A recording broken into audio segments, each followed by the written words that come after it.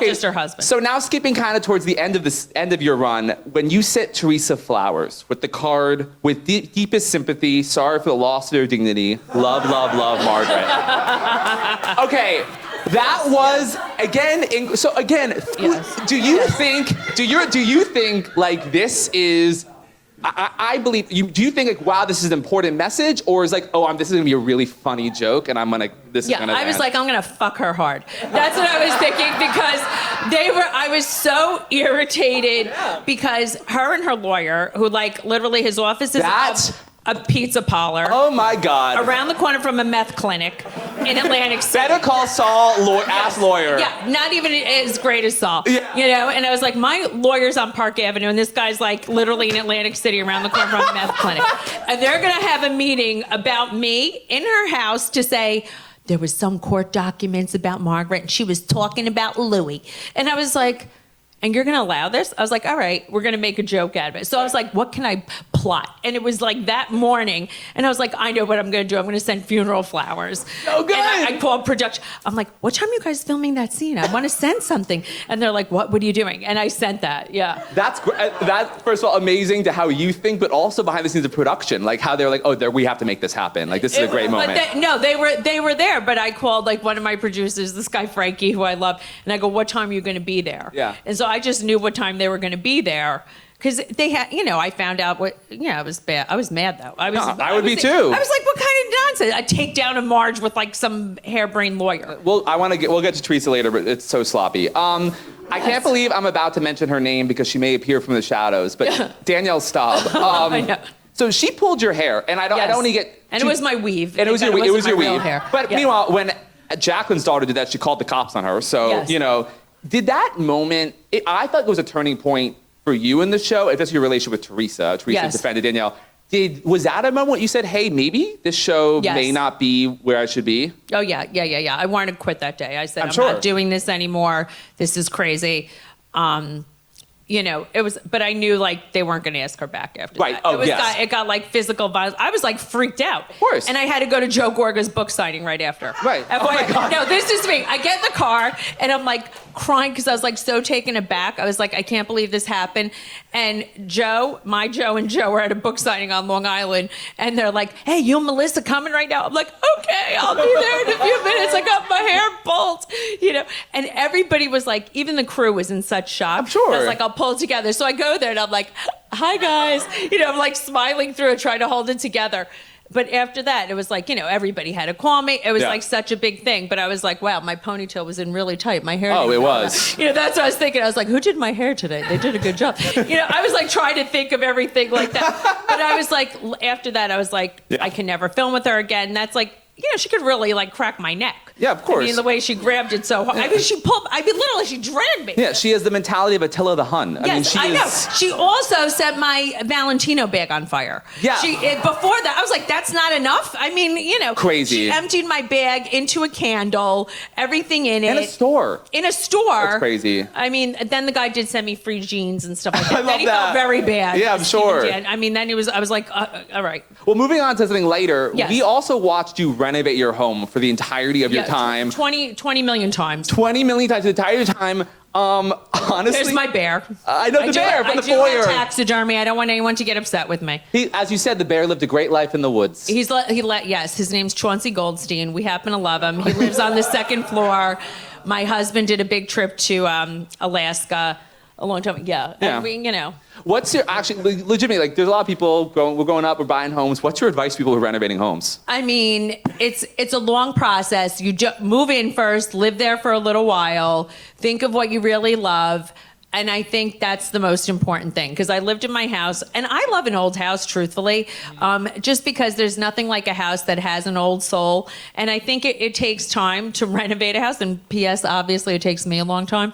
Yeah. And, that I do it with my husband. But I love mixing the old and the new. And I feel like you have to just love everything that you buy. And I always say, bring your personality into it. I hate going into someone's house that looks totally staged, and has no personality personality whatsoever. I mean, you go into my house, you know it's my house, because who else has taxidermy on Missoni wallpaper and, craziness like that. But I think that's the most important thing. That's great. And now, one of my favorite Real Housewives tropes is an eccentric mother of a Real Housewife. Oh, okay. And Marge Sr. Yes. Marge Sr. is one of my all-time favorites. She would have been here, except she had food poisoning. It was coming out both ends. I mean, I called her. She goes, "I've got diarrhea. I really want her to come, Margaret. I'm so sorry." I said, "We don't need you there with diarrhea." That's for the best, and we'll still salute her anyway. Yes. You were very honest with sharing how your relationship with your mother has evolved, and oftentimes felt like you were more the mother than her. Yes. Were you nervous opening about, like, it's one thing when you're filming with these other ladies, but to really open up about something very personal, were you nervous about that at first? I wasn't as nervous because we have such a strong bond and such a great relationship. I think mother-daughter relationships are the best relationship, but the most complicated. Yeah. People say that, but I think so many women have that, and I think they have guilt about it. Mm-hmm. And I think it was important for me, and the age that I was very comfortable in my skin, and I wanted to share it. I mean, I grew up with a single mother in the 70s. Yeah. She was a party girl. We're only 20 years apart. Right. Yeah. Right. And we've come so far. Some people wrote to me, "You threw her under the bus. You're disgusting." And I was like, but look how we've grown. Absolutely. And the way our relationship, has come full circle. I always say what I didn't get as a child from my mother, she's been the ultimate grandmother. Yeah, that's great. I don't share a lot about, my kids on the show. There's some people here in the audience that know my children. They're my entire life. That's why I don't share about them on the show and things like that. So, listen, my mother and I have a complicated relationship where we're best friends. She lives down the street from me. We have a very, very special relationship. And also a big part of it, you are Hungarian. Yeah, Hungarian. She's a Hungarian immigrant. She came here when she was 10 years old. She rode on a bicycle across the border into Austria. Wow. She came here with nothing, literally, her and her parents. I only spoke English. I didn't speak English till I went till kindergarten. Yes. I only spoke Hungarian. My grandmother, I would go with her to clean houses. Wow. My grandfather was a butcher. So I come from hardworking immigrant parents. I mean, that comes through, I think, with your work ethic. And also, because this is my show and we sometimes divert to political topics. Yes. Are you following the Hungarian election at all that's happening right now? I mean, they're not having the best thing going on in Hungary either. I mean, my mother says it too. She goes, "Where are we going to go? We can't stay here. We can't go to Hungary." I was like, things are not so good. Hopefully, our vice president went to campaign for the autocrat, so that's really a good sign for our country. Okay, so moving on to a little game that I'm calling Screenshot or Shove. Okay. Now, screenshot, should it be a positive thing? It's a positive in this case. This could be hard. Based off Margaret's iconic behavior, but in this case, it is positive. So I'm going to list one of your castmates, and you're going to tell me one thing you'll screenshot from your relationship with them, and one thing you'll shove in the pool. Okay. Remember when I saw you and I said, I met Margaret at the Watchman's Live 50th anniversary party, and I said, "I can't believe your strength. Some of your castmates are the dumbest people I've ever seen on TV. So, true. Not to name names, but Jennifer Aiden. Yes. Something you'll screenshot, something you'll shove. Screenshot, we did have a very tender moment when I was in a cafe with her, and she was crying about Bill Aiden. She felt, which I did feel bad, though she did know already that he cheated on her, and which I felt. But she was very heartbroken. We hugged and we kissed, and she was whispering in my ear. That was a tender moment. It lasted for a whole about 4 minutes. So I'm going to screenshot that one, because that was nice. She was human for a second.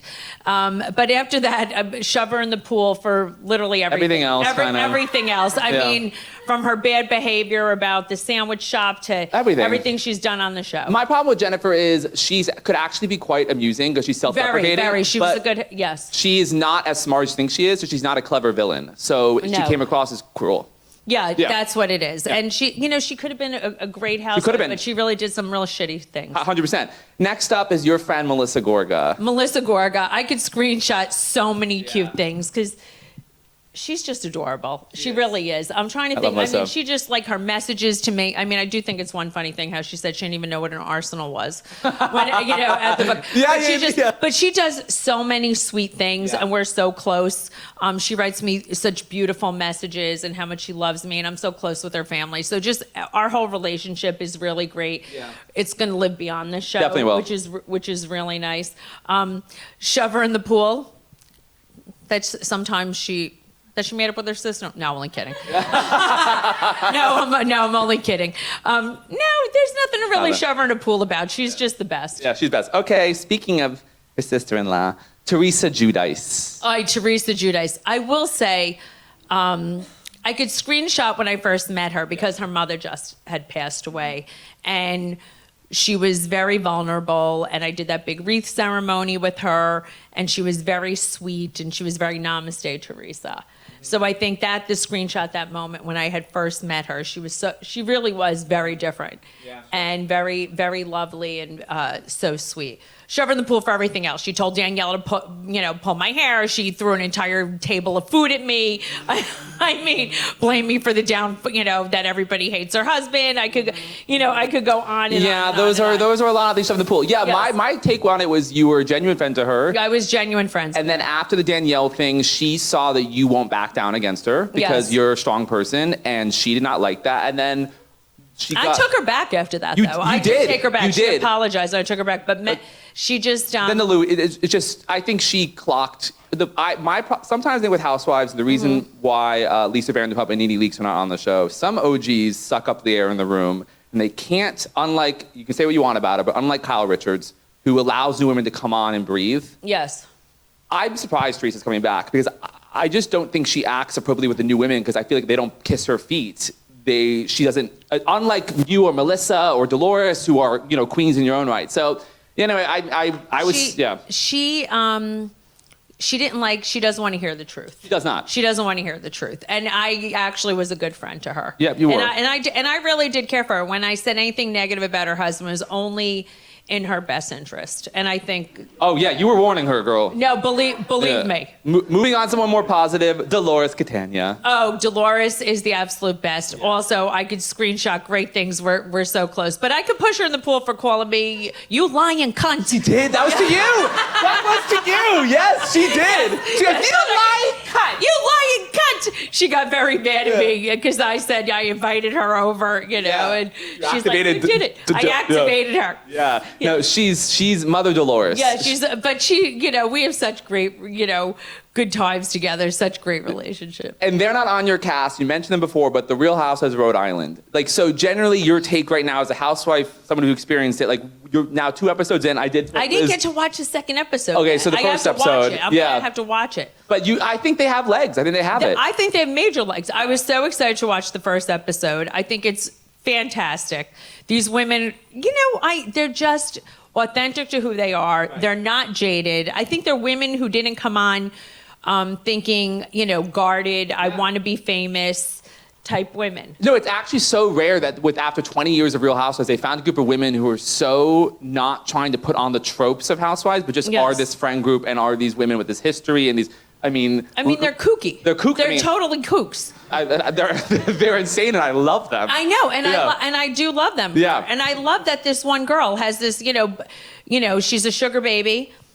Kelsey in the middle. Kelsey in the middle. But then she has a boyfriend, and he's paying for the house, and who gets this deal? I think she could give lessons. Exactly. I think she's erasing the stigma of sugar babies. I think it's going to change a lot of people's minds.